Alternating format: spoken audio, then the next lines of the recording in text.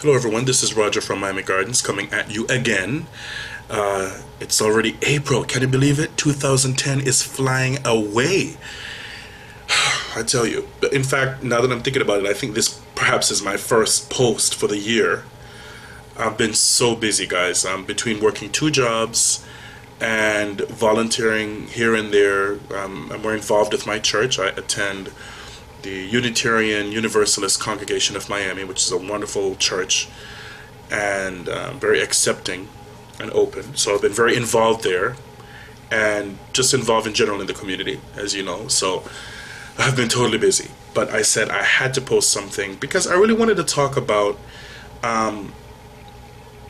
how we as gay men and as gay black men and people in general, you know, how we talk to each other, how we welcome each other or not into our space.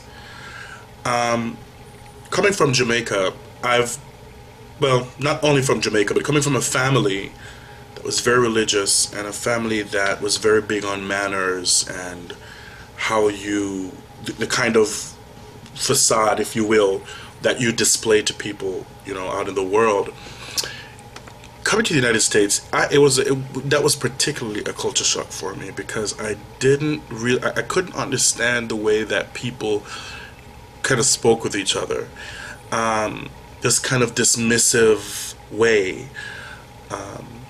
People just walk up, especially down here in South Florida, really, really rude people. This is not true of all Americans, obviously, okay? Now that I've lived here for a while and I've become a naturalized citizen, I understand that, of course, it's not everybody, but particularly here in South Florida, people who are born and bred, people who are coming from other places, it's just so much rudeness going on. But I want to relate it to the gay community. When you go into a club, for example, and people give you these looks like, you know, who are you? You know, that kind of a thing. And I just don't understand it. I don't get it. I've always been a person who speaks with manners and who recognizes people's humanity no matter who you are. I don't care if you smell like you've been walking for 60 miles all day in the hot sun. I don't care if you are black, white, Hispanic. I don't care if you have dreads. I don't care if your hair is dirty. I don't care who you are. Especially when I'm at work. I'm always a professional. If I feel like I can't handle a situation, I excuse myself and I bring somebody else in who can help. But I never look at people dismissively. I never initiate that kind of attitude.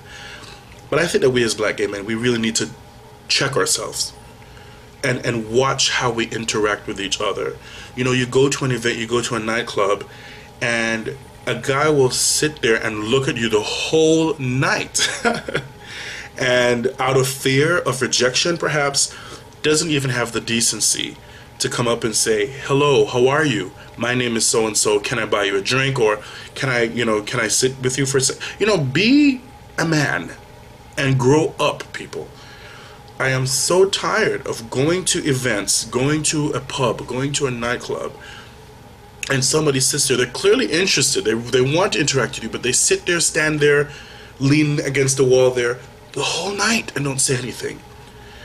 And what ends up happening with me is I would be the one that would have to initiate the conversation. I don't have a problem with that necessarily, but my God, you know, sometimes I want to be approached.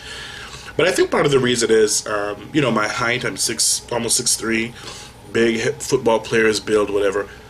You know, I wasn't really paying attention to that, to be honest with you. It was one of my friends actually years ago who pointed it out to me that said, Roger, you got to understand, you're a big guy, and sometimes people are intimidated by that. They don't know how to approach you. I've been told, I mean, I'm just now being more conscious of it. But people are saying, oh, you walk around, you exude a lot of confidence, that people might mistake as conceit, and they don't know how to approach you. And that's true, and I'm starting to be more conscious of that. But it's so annoying sometimes. But it's okay, because I am pretty much outgoing, and I try to approach people. I don't wait for them to approach me anymore. Because if you wait the whole night and a couple more days before people say anything. So I've just learned to just approach people. But even aside from that, the rudeness has to change. And I encourage you, my gay brothers, you know, and even the sisters, you know, sometimes I open doors for my young black sisters, and they look at me like, you know, I'm not going to even talk to you. You might open the door for me, but that doesn't mean I have to talk to you. And I want them to understand that I'm not in the least bit interested in you in that way.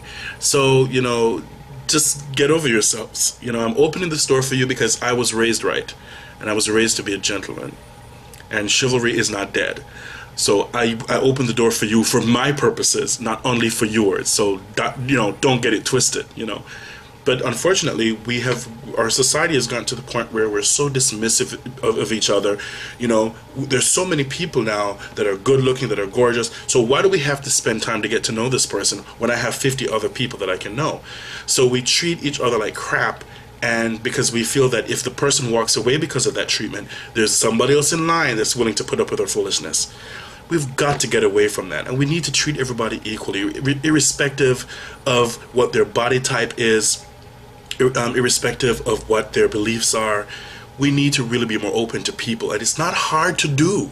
And I'm not suggesting that we're born with the friendly gene. You know, some people are just not as outgoing. Some people are just not as garrulous as other people. But you can actually train yourself to be that way. Yes, you can. If you want to be more friendly, you have to train yourself. And of course, you're going to open up yourself to people. Some people out there, especially in the gay world, they're going to reject you. They're going to look at you like you're crazy. But that's the risk that you have to take if you want to be a friendlier person. So all I'm suggesting is we need to really start to check ourselves. We need to really start to focus on being better people to each other. It is so important. And I just wanted to put that out there. This is Roger Miami Gardens. Excuse me, I'm getting over a head cold. I hope I can post more frequently. Things are still kind of chaotic and busy in my life, but I'm sure I can start to find more time to post more things. So thank you so much for listening.